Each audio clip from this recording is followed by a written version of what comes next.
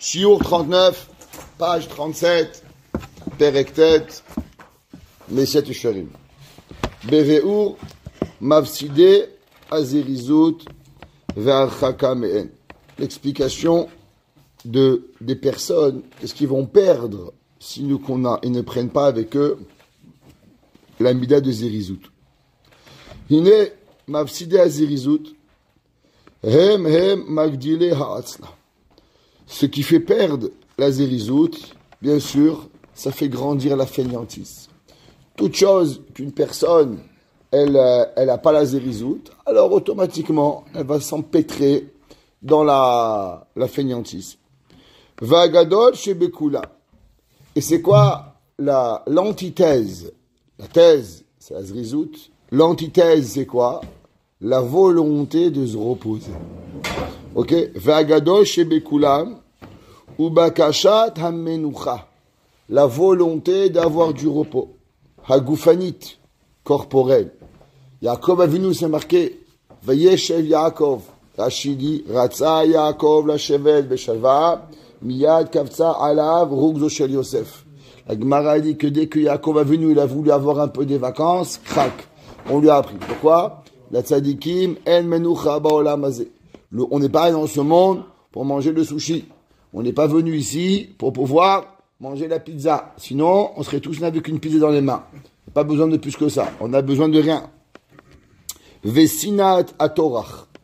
Et haïr la fatigue. Les gens, ils t'expliquent pendant 2 heures qu'ils n'ont pas 5 minutes à t'accorder.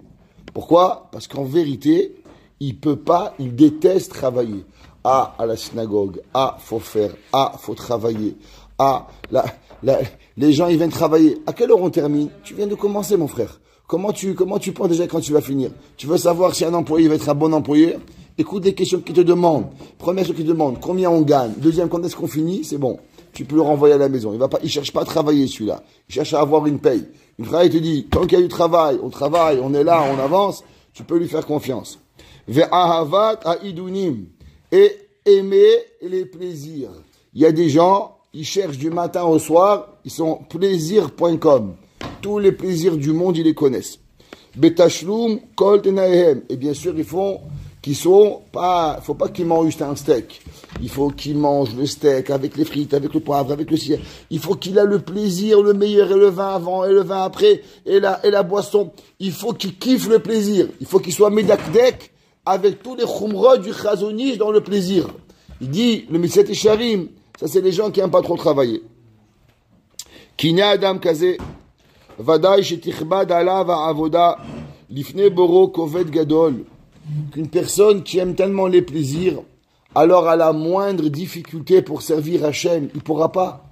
Parce que servir à Kadosh Baruch Hu, par principe, de base, c'est aller contre la volonté corporelle. Le Ramchal, il dit, la volonté du corps, c'est le repos. Ça veut dire, tu laisses un homme rien faire. Regarde un lion. Un lion, il dort, il mange, il fait rien. Il n'est pas en train de faire. Ouais. Et le lion, il fait dodo. Et quand il a faim, il va manger. Après, il s'arrête. Il cherche pas à rien faire, à part manger pour survivre. C'est tout. Donc, ça veut dire qu'il y a des gens, ils cherchent pas. La volonté du corps, elle va pas te faire quelque chose. Tous les gens qui ont inventé des choses, un avion, une fusée, une voiture, une bicyclette, n'importe quoi. Tous les inventeurs du monde, ils avaient tous un point en commun. Tous à moitié fous et tous avec des volontés de dépasser leurs limites. Ça, c'est ce qui a fait qu'ils sont arrivés à fabriquer un téléphone, un ordinateur, un avion, une voiture. Ça, c'est le Yesod. Pourquoi? C'est parce qu'ils ont décidé pourquoi je serais pas un oiseau, pourquoi je pourrais pas nager comme un poisson, pourquoi je pourrais pas parler avec ma grand-mère qui habite en Afrique du Sud. Alors il a inventé un téléphone. Mais si l'homme il se serait resté sans rien faire, il peut rien faire, il va jamais rien avancer. Que ce soit dans le physique ou que ce soit dans le spirituel, les deux, la personne, elle doit vouloir se dépasser pour pouvoir réussir.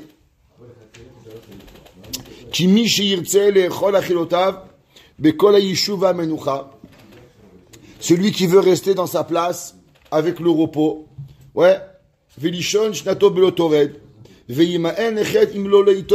va pas vouloir aller. Les grands explorateurs, qu'est-ce qu'ils ont fait? Ils étaient bien, ils étaient en Espagne, ils étaient en Italie. Ils auraient pu rester là-bas et manger la pizza, et les ravioli, et les tantani, et rester tranquille. Mais ils ont décidé d'aller voir le monde. Ils ont risqué leur vie. Ils ont découvert l'Amérique. Ils ont découvert autre chose. Pourquoi? Parce qu'ils avaient décidé de ne pas rester dans leur confort. En Amérique aujourd'hui, au monde moderne, ouais, la pire des choses, dès que tu parles à quelqu'un, tu me sors de ma zone de confort. Ça veut dire, le gars, tu l'as mis quelque part où il n'est pas confortable, déjà il est en demi-dépression. Ok, il lui faut un psychologue pour pouvoir le sortir et le ramener. La Torah, elle te dit, la zone de confort, elle est l'antithèse du judaïsme. Le juif, il doit toujours vivre dans une zone non de confort. Un homme, il fait shacharit, Baruch Hashem. Non, tu fais shacharit, tu fais mincha. Ah ça, je viens de commencer, mincha. T'as fini mincha, fais ma'ariv. T'as fini ma'ariv, une œuvre de gemara. T'as fini un, fais en deux. Mais t'as fini baba kama, baba metzia. Baba batra, kiddushin. T'as fini la gemara, fais la mishnah. T'as fini la mishnah, fais le zohar. Mais toujours, je me retrouve dans une zone d'inconfort. La zone de confort, ouais, elle est anti-Torah. Ça, c'est pas comme ça qu'on grandit. Les kayotse, badvarim, kaele. Toujours, c'est notre travail. Dès qu'on a attrapé une mida, on prend une autre mida. Et on prend une autre mida. Et en un mot, on n'est jamais dans une zone de confort. C'est pas confort d'apprendre la Torah mais ça nous met dans une mal à l'aise. Quand un homme, il arrive et qu'il comprend pas, il est dans une situation qu'il comprend pas, il a maîtrisé le chod brachot. On va apprendre les chod kiddushin. Il comprend rien. Comment ça marche, les kiddushin, il sait pas. Alors il faut qu'il c'est une zone inconfort, il sait pas. Après, il finit kiddushin, il va prendre les chod gitin. Il sait pas ce que c'est un get, combien de lettres, qu'est-ce qu'il y a un mot, comment faire, comment pas faire, comment écrire un nom. Il est perdu. Après, il prend yiboum. Il sait pas ce que c'est yiboum. Alors il recommence. Et à chaque fois qu'il a un nouveau sujet, il se met dans une situation d'inconfort. Parce qu'il ne sait pas. Non, ça s'appelle un inconfort. L'homme, il peut pas être dans un endroit de confort. C'est pas comme ça la vie. Il est pas, ça va lui être difficile de se lever le matin à la synagogue. Ou bien pour aller mincha. Ça veut dire que quoi? Par exemple, quelqu'un a demandé une question cette semaine. Elle dit, Rabbi, comment on fait? Une femme, elle a appelé. Elle dit, Rabbi, comment on fait quand le mikvé il tombe et que c'est l'heure du souper? Je dis, bon, c'est quoi le problème, madame? On pousse l'heure du souper? Ah non, mais c'est pas possible. Moi, je dois manger à 6 heures. Je dis, je comprends pas, madame. Il y a un mikvé, vous mangez pas à 6 heures. Ah non, mais vous comprenez, moi, je peux pas bouger, je peux pas faire. Ok. L'autre, elle t'appelle. Ah, comment on fait quand je suis invité chez ma mère et j'ai le mikvé vendredi? Ben, va pas manger chez ta mère, c'est quoi le problème? Ah non, mais c'est pas possible, c'est pas moi qui va cuisiner la tchoukchouka. Je comprends pas. Mais dans quel monde on vit? L'homme, il lui faut sa tchoukchouka, il lui faut ses carottes, il faut sa dafina, il faut qu'il va au mikvé, il faut que rien qui le dérange. La vie, elle n'est pas faite de ta tchoukchouka. La vie, elle n'est pas faite de ton petit plaisir. L'homme, il doit vivre une vie de juif. Notre Rav nous avait toujours renseigné qu'une seule chose. Quand est-ce qu'un juif, il a faim? Vendredi soir, après la prière. En été, à 11h du soir. En hiver, à 5h du soir. Qu'est-ce qui nous fait avoir faim? C'est pas l'heure. C'est le fait qu'on a fini la tefila, alors on a faim. Pareil, quand est-ce que tu as sommeil? Eh bien, pas le jour de Shavuot, pas le jour de Shana Rabba. Quand est-ce que tu es joyeux? Une chose qui est sûre. Le jour de Purim, je suis joyeux. La Torah, elle m'oblige. Et quand est-ce que je suis triste? Eh bien, au Tisha B'Av, je suis triste. Parce que la Torah, elle veut que je suis triste aujourd'hui. L'homme, il n'a pas un confort. Et la Torah, elle doit changer son confort.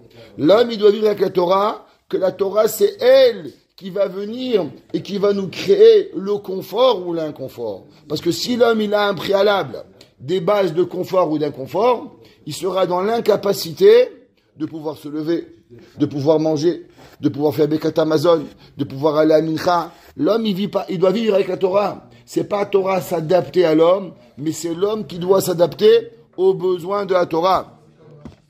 Olatzet idvar mitzvah, imlo yi'aid baro, ou bien aller dans un endroit, si le moment il n'est pas clair. Kol sheken emaer atzmo, lidvar mitzvah le Talmud Torah. À plus forte raison. Le Rav Yaakov Mir Scherter, il dit dans un livre, Kochav Yaakov, une chose extraordinaire. Il dit que tout le monde, il aime étudier. Et dans la vie de chacun d'entre nous, il arrive toujours un moment où on perd le goût de l'étude. Et il dit que ça arrive à tous les Gdolé Israël. Et il dit que chaque Gadol Batora, chacun, ça lui est arrivé. Qu'au bout d'un moment, on perd l'envie de l'étude. Tout le monde. Et là, il se pose la question, j'ai plus envie. Est-ce que je dois aller? Et doucement, doucement, le Yetzer Hara, il le tire pour ne pas étudier. Et il dit au moment où l'homme, il va décider que l'étude de la Torah, en aucun cas, elle est reliée avec l'amour. Il y a une obligation d'étudier Veigata Boyomam Balayla, que tu as envie ou que tu n'as pas envie. Akadosh Baruch Hu demande à l'homme d'aller étudier. Et le jour où l'homme, il décide d'étudier, même s'il n'a pas envie, juste parce que Akadosh Baruch Hu, il lui donne l'obligation d'étudier, ce jour-là, Akadosh Baruch Hu, quand il voit qu'il fait cet effort, il lui ouvrira les portes et il n'aura plus jamais de sa vie, plus envie d'étudier, et se transformera en un homme simple, un Gadol Be'Israël. Et il dit la clé de l'apprentissage de la Torah, c'est le jour où l'homme, il arrive au moment où il veut plus étudier. Mais il n'étudie pas parce qu'il a du plaisir. Mais il étudie parce que Hachem, il veut. C'est le test ultime que là, Kadosh Baruch Hu, il voit que tu continues. Alors Hachem, il ouvre toutes les portes du ciel. Et plus jamais de ta vie, tu n'auras plus envie d'étudier. L'homme, il doit savoir que si on s'écoute, on ne fera plus rien. On ne viendra pas à Yeshiva. On ne viendra pas au collège. Il va faire froid. Il va commencer l'hiver.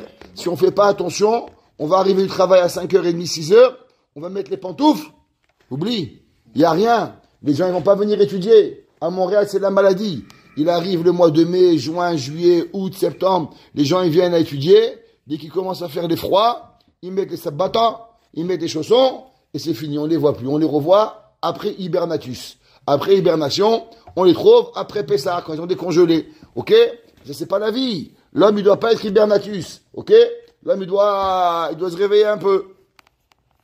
Ou Mishemargil Atzmo, la minagot ha'ele, et celui qui est là, Miami, à partir du 15 décembre, on revient au 15 janvier, après on se repose pendant un mois parce qu'il fait froid, après c'est le vent, ouais.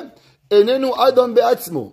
Il dit, le Ramchal, tu sais qu'est-ce qu'à la fin ça fait? C'est que tu n'es plus maître de toi-même. Tu sais qui est le maître de toi-même? Ouais, c'est seulement ton corps. La asot efeze keshirtse. Parce que tu as emprisonné ta volonté dans une prison d'habitude. En vérité, maintenant, tu es prisonnier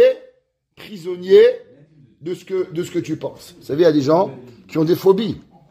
Moi, les gens, ils m'appellent, ils sont malades, les pauvres. Il y a des gens, vous, par exemple, vous voulez aller acheter du pain. Vous prenez vos chaussures, vous achetez du pain à la bakery. C'est pas compliqué pour vous. Au Hachem, j'espère pas. Il y a des gens, ils ont des phobies. Le monde dans un bus, ils peuvent pas. Sortir de la maison, ils peuvent pas. Il y a des gens, ils sont pas sortis de leur maison. Ça fait 5 ans, ils sont malades. Pourquoi? Parce qu'ils sont dans leur monde, le fantasme va arriver, le bus il va mourir, il va s'écraser. Les pauvres, ils sont malades. Mais en vérité, vous croyez qu'ils sont heureux? Ils souffrent le martyre. Eh ben, il dit le Ramchal, tu dois savoir que quand l'homme il suit le Teva Adam, il filtre autant malade. La seule différence, c'est qu'il est malade physiquement. Toi, tu es malade spirituellement. C'est que toi, maintenant, tu as décidé de subir toutes les volontés de ton corps. Chaque fois que ton corps, il a mal aux pieds, il a mal aux oreilles, il a mal aux yeux, il a mal aux bras. Il fait chaud, il fait froid, il pleut, Oh! À la fin, il faut se réveiller, mon frère. Il dit le Ramchal, en fin de compte, tu es dans une prison psychologique. C'est quoi la prison? La prison d'accepter ce que ton corps il veut sans penser à ce que ton âme elle veuille. Et l'homme, il doit vivre avec la volonté de son âme et pas vivre avec la volonté de son corps. Ve'omnam tsarir sheyeda ha'adam. L'homme, il doit savoir, kilo limnucha hu ba'olam hazeh. L'homme, il n'est pas venu ici, je vous le dis, pour manger la pizza et manger le sushi. Je vous promets, c'est pas fait pour ça. Et là, les amal vatorach. L'homme, il est venu pour travailler et pour avoir de l'assiduité et de la fatigue. Comme j'ai dit, que ce soit dans le physique, à travail, dans le spirituel, se dépasser. Les grands hommes sont des gens qui se sont dépassés à tous les niveaux. Une personne qui se dépasse pas, elle n'arrivera à rien. Velo inag be'atzmo. Ela minag apoalim aosim melacha esel maskirehem. Ouais. Vous savez, en France, il y a un concept qui s'appelle PTT. Vous savez ce que c'est les PTT? La poste.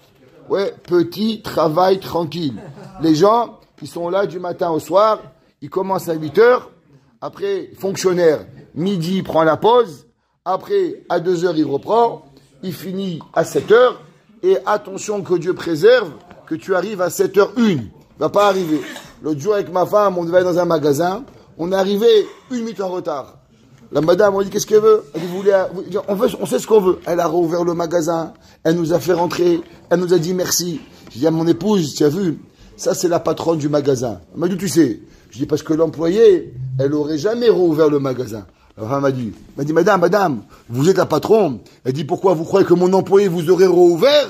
Je dis, émette, ça c'est comme ça que ça fonctionne. Il n'y a qu'un patron, que même pour $100, il te rouvre le magasin. Pourquoi? Parce qu'il sait que demain tu vas revenir. Mais l'employé, ouais, patlo, c'est pas son problème que le patron il gagne $100 ou $100 de plus. Oui ou non? Ça va jamais arriver. Il peut pas. Un ami à moi, il est opticien, grande compagnie. Un jour, il y a un homme, il arrive, un grand costard, cravate. Monsieur, il a l'air bien. Il dit, voilà, monsieur, ce soir, j'ai une conférence et mes lunettes, elles sont cassées. Est-ce que si vous voulez, vous pouvez me les arranger? Alors, il lui dit, regardez, j'ai un rendez-vous en face. Il dit, je risque d'arriver quelques minutes en retard, mais j'ai vraiment besoin parce que sans mes lunettes, je peux pas lire. J'ai pas, regardez, pas grave, monsieur, je vais vous attendre. Il lui a arrangé les lunettes. Et attends, en fin de compte, le gars, il n'est pas arrivé 5 minutes en retard. Il est arrivé 2 heures de retard. 2 heures de retard. Mais le gars, il a dit, c'est un monsieur, il avait l'air bien. Qu'est-ce que je vais faire? Je vais laisser sans ses lunettes. Même son métier. Il a attendu. En partant. Le monsieur, il dit vraiment, je m'excuse, monsieur. Je suis désolé. Écoutez, monsieur, ça arrive à tout le monde. Il dit, voilà, j'étais en face. J'avais rendez-vous avec tel ministre et je pouvais pas sortir, mais vraiment, j'apprécie vraiment. Il est arrivé là-bas. Il a regardé, il lui a lâché pour $25,000 de lunettes. Des lunettes en or, il a dépensé. Il m'a dit, regarde, toi tu penses que tu vas arranger une vis, et en vérité, le gars, il revient, il lui a fait une commande de $25,000, avec des diamants, avec un grand magasin à Paris.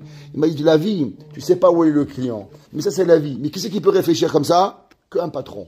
Un employé, faut que je vais manger ma banane. Il va te lâcher. C'est comme ça. Il préfère manger une banane plutôt que d'aider un client. Eh ben, la vie, c'est comme ça. Le corps, c'est la banane.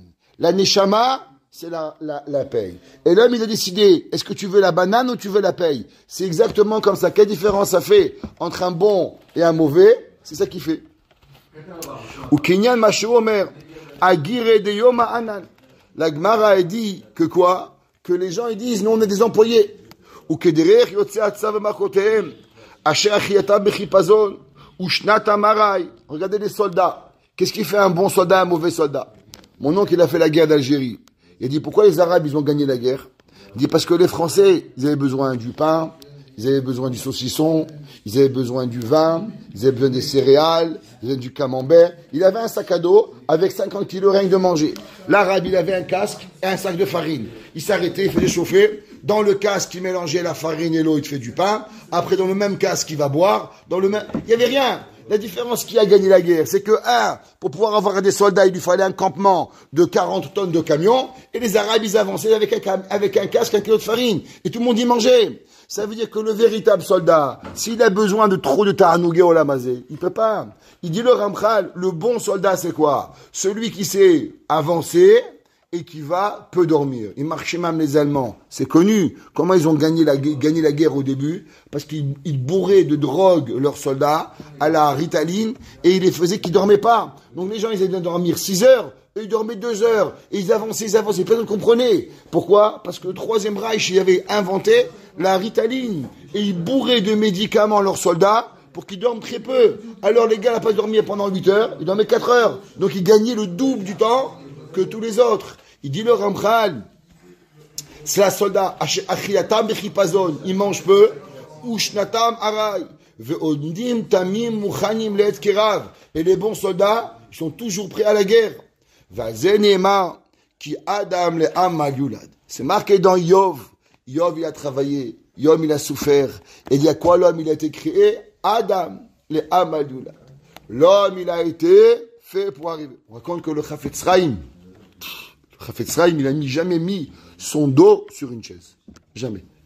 On a demandé pourquoi il ne met pas le dos sur la chaise. Il a dit, quand votre enfant, il rentre tard de la maison. Votre enfant, il a pris la voiture, il est parti, il n'est pas arrivé de la maison. Qu'est-ce que vous faites? Vous attendez dehors. À chaque voiture qui passe, vous sautez en l'air. Pourquoi? Parce que c'est lui. Si Dieu préserve, il y a une police qui arrive, vous sautez dehors pour voir si c'est Barminan, il ne vous donne pas une mauvaise nouvelle. S'il y a une ambulance qui vient, vous créez votre peur. Il dit le Chafetz Chaim, je ne comprends pas. Nous, on attend le Mashiach. Afalpi, Sheit Mamela, Achakelo. Il dit comment l'homme, il peut s'asseoir sur la chaise? Chacun qui rentre, je me demande si Mashiach, il n'est pas là. Le Chafetz Chaim, il a dit, moi, je me suis prêt à courir, à me lever le plus rapidement possible pour la venue de Biat HaMashiach. L'homme, comment il doit venir? Il doit être Be'amalout. L'homme, il doit être prêt à servir à Kadosh Baruch Hu.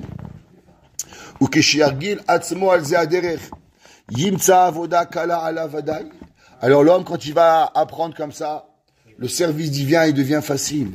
Kevan Shelo Yersar Be'atzmo Hazmana Va'achana Elea. Parce qu'il n'aura pas besoin de préparation. Les gens qui dorment peu, ils n'ont pas un problème de se lever au slichot.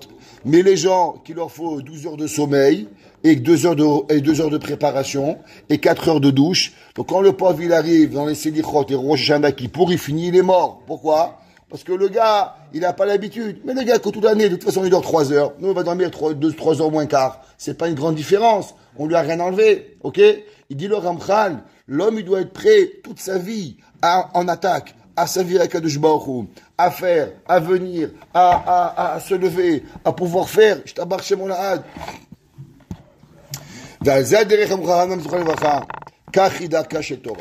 Chachamim disent, voici la façon d'étudier la Torah. Pas de mélar tochal. L'homme, s'il veut étudier la Torah, il peut pas venir étudier avec les cornflakes et le pain au chocolat et le croissant. L'homme, il peut manger le pain au chocolat, c'est pas grave. Mais l'homme, il doit être prêt, pat bemelar tochal. Il doit être prêt à manger du pain et de l'eau. On raconte qu'à la yeshiva de Novardok, il y avait un homme qui s'appelait Rav Israël Yaakov. C'était qui Rav Israël Yaakov? Ni plus ni moins que le Stipler, le père de Rav Chaim Kanievski. Dans la yeshiva de Novardok, on servait un bout de pain. Toute la journée, ils n'avaient pas de quoi manger. Ils avaient que un bout de pain. À midi, on leur servait un bout de pain, une miche de pain, qui était le repas de toute la journée. Matin, midi, soir, c'est tout. Et un jour, et bien sûr, il n'y avait pas un morceau de pain en plus. Alors, un jour, on est arrivé chez le Stipler, et on lui a dit, Yank Avisroel. Il a dit, oh. Il a dit, tu sais, tu n'as pas mangé. Ton pain, il est resté à ta place. Il a dit, c'est pas vrai. Je me rappelle, j'ai fait Netilat, j'ai fait manger, j'ai même fait Birkat Amazon. Il dit, regarde, à ta place, il y a encore ta miche de pain. Tu dois être, c'est un grand ilouï. Tu as dû oublier, tu n'as pas mangé. Il dit, non, je me rappelle, j'étais avec Shimon. Shimon, c'est vrai, il Rav Israël a été là-bas. C'est pas possible, il y a un pain, alors qui n'a pas mangé? Qui n'a pas mangé? Ils sont relevés, et ils ont vu qu'il y avait un bout du toit, qui est tombé sur sa place, qui était pourri, et il a mangé en croyant que c'était le bout de pain. Et il a fait Netilat, il a mangé, et il a même fait Birkat. Il n'a même pas remarqué, c'était un bout de toit pourri. D'abord, le pain de la yeshiva devait être tellement pourri, et deux, la grandeur de Rabbi Yaakov Israël qui est venu le Stipler, il était tellement grand. Le Rosh Yeshiva, Rav Dov Yafé, qui était le Rosh Yeshiva, Rav Dov Yafan, qui était le Rosh de Slabot, de Novardok, quand il a entendu que le Stipler est devenu le Gadol Ador, alors on lui dit, ton élève, il est devenu le Gadol Ador. Il faut que tu vas le voir quand il arrive en Israël. Et je veux le voir Motzai Shabbat. Parce qu'il a compris pourquoi il voulait voir Motzai Shabbat. Alors il arrive, et il le voit Motzai Shabbat. Et quand il sort là-bas, il avait très heureux. Il dit, Rabbi, pourquoi tu es heureux? Il dit, parce qu'à Novardok, on donnait une sardine au Bachurim, tout Shabbat. Vendredi soir, il mangeait la queue. Le midi, le milieu du poisson, il le séparait en deux. Un petit bout pour midi, un petit bout pour Souda Shlichit. Et la tête de la sardine, on l'a gardée pour Melavé des Malka. Maintenant, le Stipler est devenu un Gadol Ador. Je voulais savoir qu'est-ce qu'il mange Motzai Shabbat. Est-ce qu'il mange encore la tête de la sardine ou maintenant il mange un grand poisson? Et par rapport à ce qu'il allait manger, j'allais savoir comment étaient ses midotes. Alors je suis arrivé chez lui à Melavé des Malka et je l'ai vu qu'il mangeait la tête de la sardine avec un petit bout de pain, alors il est encore un Talmid de Novardok. Il est resté exactement le même, que ce soit en Russie ou que ce soit à Bénébrac, il est resté le même bonhomme. Alors automatiquement, je sais que c'est encore mon élève de Novardok. Alors c'est pour ça que je suis content que je suis parti le voir. Le Stapler est devenu un Gaon, pas parce qu'il a mangé de la banane, et pas parce qu'il a mangé des sushis, et parce qu'il a mangé du poulet. Parce qu'il est resté exactement le même. L'homme, il doit être prêt pour étudier la Torah, à continuer à manger une petite sardine, un petit bout de pain. Et ça ne doit pas l'empêcher de pouvoir venir étudier la Torah. Mais si celui qui a tous les plaisirs, alors il est en coin loin Betachit. Que Kadosh Baruch Hu nous donne à chacun de nous Chodesh Tov, Echaim, Tovim ou Shalom, et qui nous donne à chacun un mois plein de joie et de lumière, B'et Hashem.